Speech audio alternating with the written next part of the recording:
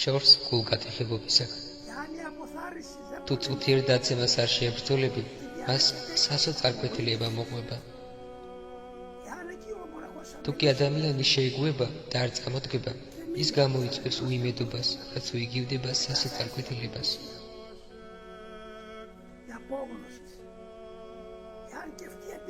თუ ეს მდგომარეობა გაგრძელდება, შემდეგ დაიწყება უკვე ფსიქოლოგიური პრობლემები.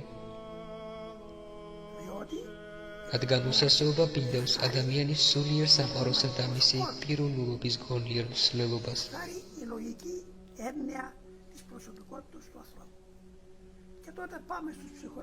შემდეგ მივდივართ ფსიქოლოგებთან, რომ მოგცენ წამლები ნუგეშისათვის.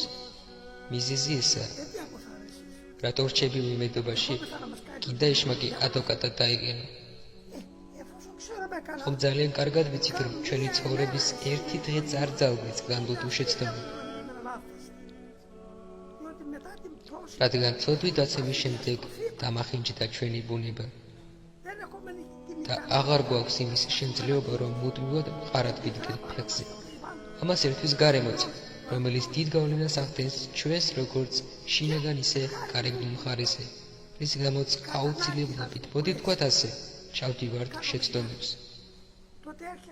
სწორედ მაშინ გვევლინება ეშმაკი ადვოკატად და ეს უცოდველი ჩაგძახის, ყველანი ცოდვილნი არ ვართ.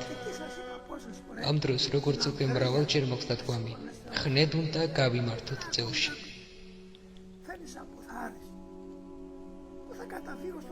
და გავიქცეთ სულიერ მოძღვართან აღსარებაზე.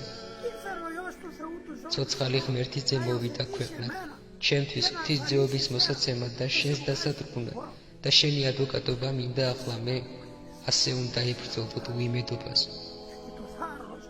იცოდეთ, რომ გაბედულება დიდი მამოძრავებელი ძალაა, ენერგიაა, როგორც დენი ან კიდევ საწვავი. რატომ უნდა დავრჩეთ უიმედობაში?